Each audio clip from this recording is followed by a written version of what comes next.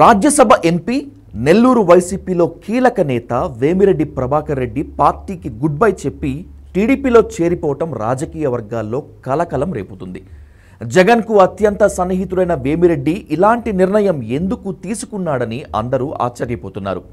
పరిస్థితి బాలేదని నెల్లూరు జిల్లాలో సగానికి పైగా ఎమ్మెల్యేలను మార్చాలని వేమిరెడ్డి చేసిన విజ్ఞప్తిని సీఎం జగన్ పట్టించుకోలేదు. మాజీ మంత్రి అనిల్ యాదవ్ వల్ల జరిగిన నష్టం గురించి చెప్పినా వినలేదు. వీటన్నింటికి తోడు చెవిరెడ్డి భాస్కర్ రెడ్డిని పంపి తనను బెదిరించడమే వేమిరెడ్డి జీర్ణించుకోలేకపోతున్నారు. వైసీపీలో ఎట్టకేలకు ఉండకూడదని నిర్ణయానికి వచ్చేశారు.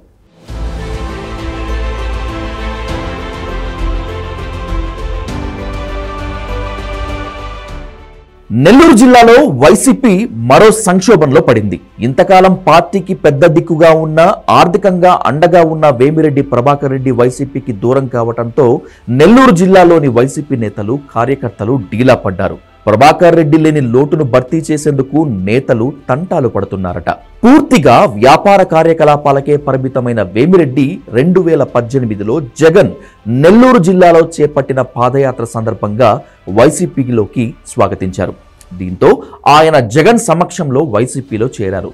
అదే ఏడాది జరిగిన రాజ్యసభ ఎన్నికలలో వైసీపీ అభ్యర్థిగా పోటీ చేసి విజయం సాధించారు. అప్పటి నుంచి పార్టీకి అండగా ఉంటూ వస్తున్నారు. 2019 ఎన్నికల్లో వైసీపీని గెలిపించేందుకు ఆయన వివిధ జిల్లాలను పర్యవేక్షించారు. పార్టీ అధికారంలోకి వచ్చిన తర్వాత వేమిరెడ్డి కీలక నేతగా మారారు. ఆయన సతీమణి ప్రశాంతి రెడ్డికి టీటీడీ సభ్యురాలిగా అవకాశం కల్పించింది.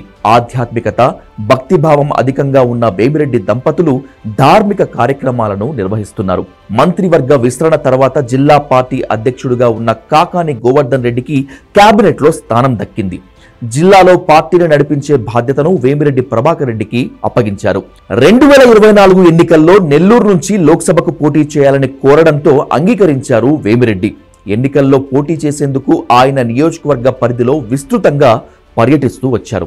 క్షేత్రస్థాయిలో పరిస్థితులను అధ్యయనం చేసిన తర్వాత నెల్లూరు సిటీ, కావలి, ఉదయగిరి నియోజకవర్గాల్లో వైసీపీ అభ్యర్థులను మార్చాలని అధిష్టానానికి తెలియజేశారట. వేమిరెడ్డి ప్రతిపాదనలకు అధిష్టానం నుంచి సానుకూల స్పందన రాలేదట. దీంతో అసంతృప్తి చెందిన ఆయన వ్యాపార కార్యకలాపాల నిమిత్తం విదేశాలకు వెళ్లిపోయారు.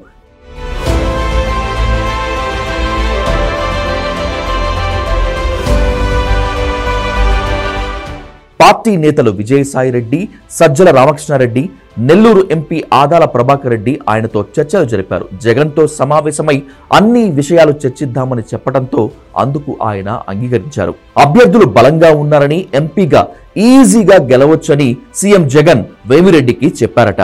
కనిగిరి ఎమ్మెల్యే మధుసూదన్ యాదవ్ తో పాటు మరో యాదవ నేత పేరును తెరపైకి తీసుకువచ్చారు. తన లోక్సభ పరిధిలో ఉన్న అసెంబ్లీకి సంబంధించి సమాచారం ఇవ్వకుండా అభ్యర్థులను ప్రతిపాదించడంపై వేమిరెడ్డి ప్రభాకర్ రెడ్డి అసంతృప్తికి గురయ్యారట. కందుకూరులో మహిదర్ రెడ్డినే కొనసాగించాలని చెప్పినా పట్టించుకోలేదట. నెల్లూరు సిటీ ఎమ్మెల్యే అనిల్ కుమార్ ను మార్చడంపై వేమిరెడ్డితో అసలు చర్చించనే లేదట. తాను కోరిన విధంగా అనిల్ను మార్చడంతో సంతృప్తి చెందిన వేమిరెడ్డి నెల్లూరు జిల్లాలో గట్టి అభ్యర్థిని బరిలోకి దించాలని భావించారట. ఇంతలోనే అనిల్ అనుచరుడు డిప్యూటీ మేయర్ ఖలీల్ అహ్మద్ ను నియమించడంతో విపిఆర్ వర్గం షాక్కు గురైంది. మంత్రి కాకాణి, ఎంపీ ఆదాల ప్రభాకర్ రెడ్డితో పాటు తనకు కనీస సమాచారం ఇవ్వకపోవడంపై కలత చెందారట.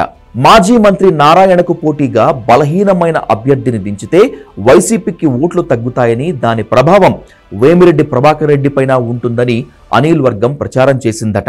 కందుకూరు అభ్యర్థిగా వంకి పెంచలయ్య యాదవ్ పేరును అధిష్టానం ప్రతిపాదించింది. పెంచలయ్య లేదా అతని కుమార్తె కందుకూరు నుంచి పోటీ చేస్తారని కూడా లీకులు ఇచ్చింది. వేమిరెడ్డి ప్రభాకర్ రెడ్డితో సీఎం జగన్ భేటీ కావాలని భావించినా ఆయన అందుబాటులోకి రాలేదు. పార్లమెంటు సమావేశాలు ముగిసిన తర్వాత హైదరాబాద్ చేరుకున్న వేమిరెడ్డిని ఆదాల ప్రభాకర్ రెడ్డి కలిశారు. వైసీపీలోనే కొనసాగాలని వేమిరెడ్డి ప్రభాకర్ రెడ్డి నచ్చచెప్పినా ఆయన స్పందించలేదట. పార్టీలో తనకు అవమానాలు జరుగుతున్నాయని, లోక్సభ పరిధిలో జరుగుతున్న పరిణామాలపై కనీస సమాచారం కూడా ఇవ్వటం లేదని ఆవేదన వ్యక్తం చేశారట.